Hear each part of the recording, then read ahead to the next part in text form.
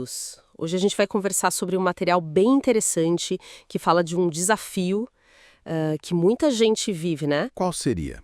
Como equilibrar as coisas. Igreja, trabalho, família, sabe? Aquela correria. Ah, sim. O famoso triângulo da tensão, como o material chama. Complicado mesmo. Exato. Parece que tá todo mundo meio esticado, tentando ser nota 10 em tudo. E aí vem a frustração, né? Porque não dá pra ser perfeito em tudo sempre. Pois é. E ainda tem essa coisa hoje em dia, essa pressão para construir seus sonhos. Que, nossa, pode ser esmagadora. É verdade. Mas, então, qual a nossa missão aqui hoje? É tentar sacar, a partir desse material, como viver para Cristo nessas 3 áreas, sabe?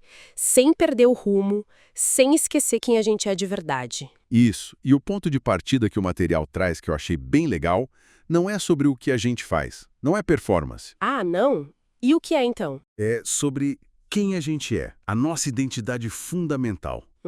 Interessante. Explica mais. Olha, antes de qualquer coisa, antes de ser profissional, pai, mãe, membro de igreja, qualquer papel, a identidade central, segundo o material e as referências bíblicas que ele usa, tipo lá em Romanos, Efésios, é ser filho de Deus, filha de Deus. Certo, filhos amados. Exatamente. E quando a gente esquece isso, aí a gente começa a buscar nossa identidade no que a gente faz, no nosso desempenho, e aí complica. Faz sentido. A gente começa a querer provar nosso valor pelo trabalho, pela família perfeita. Isso.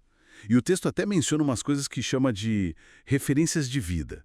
Tipo, a autorreferência, que é viver para agradar os outros, sabe? Sei, a busca por aprovação constante. Tem a egorreferência, que é viver só para si, para o próprio umbigo. O famoso eu CSA. E tem a teorreferência, que seria buscar ser quem Deus nos chamou para ser. O material defende que só essa última traz autenticidade, paz de verdade.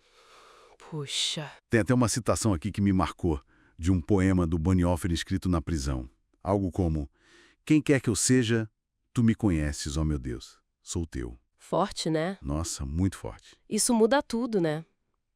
Quer dizer, talvez a nossa oração principal não devesse ser Deus me dá mais força para fazer tudo. E qual seria? Talvez mais algo como Pai, me ajuda a sentir, a viver de verdade, que eu sou tua filha amada, antes de pedir produtividade. Exatamente. A identidade vem antes da ação. E aí, seguindo essa linha, o material fala que igreja, trabalho e família não são tipo gavetas separadas na vida. Não mesmo. São campos de serviço, sabe?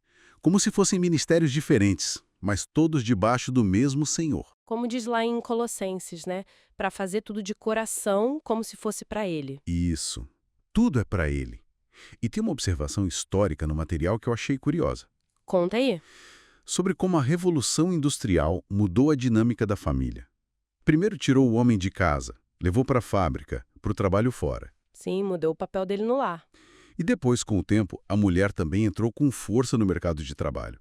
E isso gerou novas tensões nesse equilíbrio que a gente está falando. Tensões que vivemos até hoje. Verdade. E quais as consequências de não conseguir equilibrar, segundo o texto?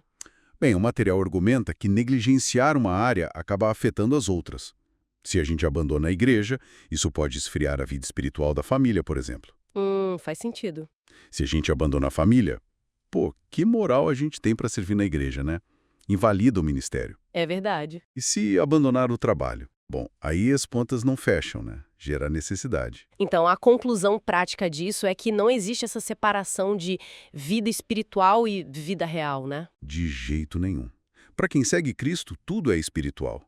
O trabalho, a família, o lazer, tudo. Mas e a busca pela excelência? Querer fazer bem feito o trabalho, cuidar bem da família, servir bem na igreja. Isso não é bom? É ótimo. O material não condena a busca pela excelência.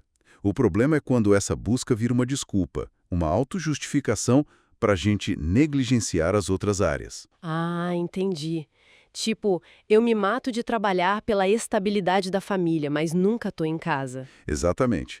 Ou para ter mais conforto, mais status. A gente justifica para nós mesmos uns sacrifícios pela carreira ou para ter bens materiais que a gente talvez não aceitaria se fosse, sei lá, para ajudar um irmão na fé. Puxa, é uma autocrítica forte essa. Estômago, assim. A idolatria moderna não queima incenso a ídolos. Ela pede o sacrifício do seu tempo de vida. Nossa, pesado. É para pensar, né? A gente pega as bênçãos que Deus dá ao trabalho, a capacidade, o talento, e usa de um jeito que vai contra os propósitos dele, tipo, trocando tempo precioso com a família ou na comunidade por mais trabalho, mais coisas. E aí a gente se sente culpado, frustrado, um ciclo vicioso. Só que aí vem a melhor parte. A gente vai falhar nisso. Ninguém acerta o tempo todo, ninguém tem esse equilíbrio perfeito. Graças a Deus, quer dizer. É isso mesmo. É aí que o material traz a graça de Deus como o grande equalizador, digamos assim. Ela que sustenta a gente no meio da nossa bagunça. Aquela passagem de 2 Coríntios, a minha graça te basta. A performance, se a gente está acertando o equilíbrio ou não. Ele lida com a gente como? Com base na misericórdia dele, no amor dele, no que Cristo fez por nós. Ufa! Olha, isso dá um alívio tão grande. Com certeza. Então, o caminho prático é, tipo, reconhecer nossos limites, aceitar que somos humanos, falhos. Exato. Abraçar nossa humanidade e confiar totalmente na suficiência de Cristo. Não precisamos ser super-heróis ou super-heroínas. Então, resumindo a ópera aqui, essa jornada de equilibrar igreja, trabalho, família, não é sobre ser perfeito, né? Não é. É sobre ser fiel, mesmo na nossa imperfeição. E o chão firme para caminhar é lembrar sempre quem a gente é primeiro. Filhos e filhas amados de Deus. Esse é o fundamento. E aí, no fim das contas, o que isso tudo significa para o nosso dia a dia?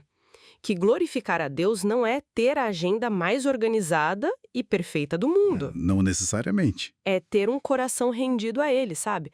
Ver cada uma dessas áreas, família, igreja, trabalho, como um lugar onde Ele nos colocou para amar e servir. Uma missão. E talvez ser grato pelo que Deus já deu, pelo que a gente já tem, seja mais importante do que ficar correndo atrás de uma perfeição que nem existe. Com certeza. A gratidão muda a perspectiva. E pra gente fechar, tem uma última provocação que o material deixa, né? Tem, sim, uma ideia bem radical, eu diria. Qual é? Ele sugere que a gente pense nos nossos recursos, tempo, dinheiro, energia, como uma mentalidade de economia de guerra. Economia de guerra, como assim? Pensa só. Em tempos de guerra, você foca no essencial, certo? No que é vital para a sobrevivência e para a vitória. Então, aplicar isso seria priorizar o essencial. Sustentar a casa, claro, mas também sustentar a igreja, apoiar missões e ainda ter uma reserva para ajudar quem está precisando, como Paulo fala lá em Efésios. Nossa, A pergunta que fica é, se a gente adotasse essa mentalidade de guerra, de focar no que realmente importa para o reino de Deus, como isso mudaria as nossas escolhas diárias?